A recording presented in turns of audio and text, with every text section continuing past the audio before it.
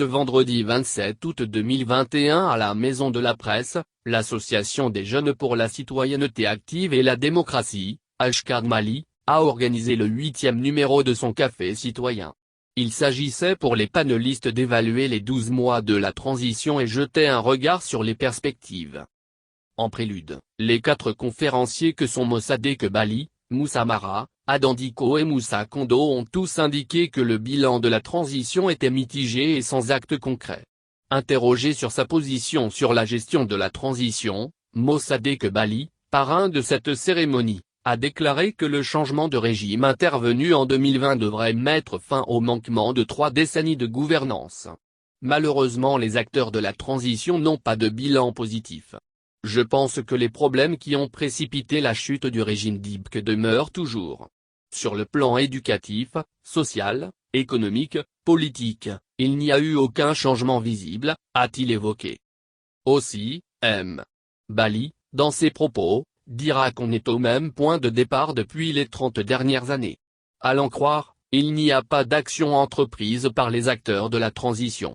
Et ceux qui estiment que les récentes arrestations sont convaincantes, il faut comprendre que la lutte contre la corruption ne doit pas être un prétexte pour s'éterniser au pouvoir. Et qu'il faut terminer avec cette transition le plus tôt possible. Quant à Moussa Mara, il estime que les équipes qui gèrent cette transition ne sont pas prêtes. Et qu'on ne peut rien espérer d'elles. Selon M. Mara, nous sommes dans une transition qui n'a pas d'inclusivité. Ce qui fait qu'elle peut difficilement répondre aux espoirs qui sont placés en elle depuis août 2020. Cette transition peut conduire difficilement les réformes dont le Mali a besoin. Car la transition a mal démarré.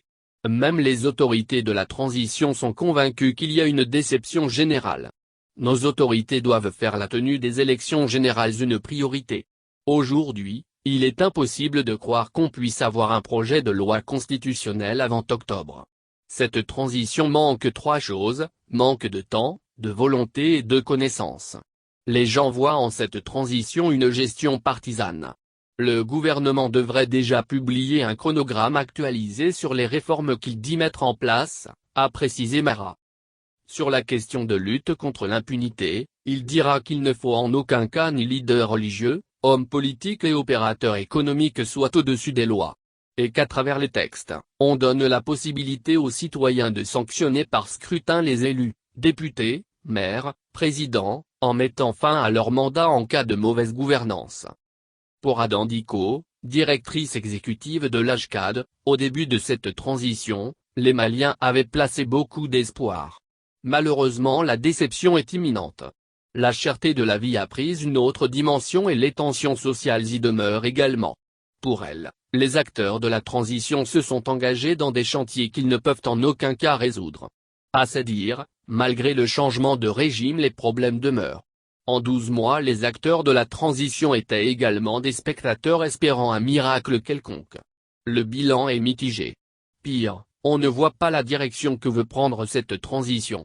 Aussi, nous constatons que cette transition a été surchargée par les revendications et requêtes. On devrait déjà avoir un chronogramme des réformes. Malheureusement, on ne voit rien, a renchéri la directrice de l'AJCAD. S'agissant du rôle de la société civile, elle dira que certaines organisations de la société civile se sont reconverties en politique. Et ceux qui doivent contrôler la société civile sont animés par des ambitions politiques. Par ailleurs, elle dira que la prolongation de la transition n'est pas une solution. Il faut mettre en place des réformes qui sont possibles avec délai. Autour de Moussa Kondo de Accountability Lab de rappeler que cette transition est la conclusion d'une série de protestations. Mais avec un bilan insatisfaisant. À l'en croire, les problèmes ne peuvent être résolus du jour au lendemain. Selon M. Kondo, certes certains actes sont posés, mais qu'il faut aller jusqu'au bout.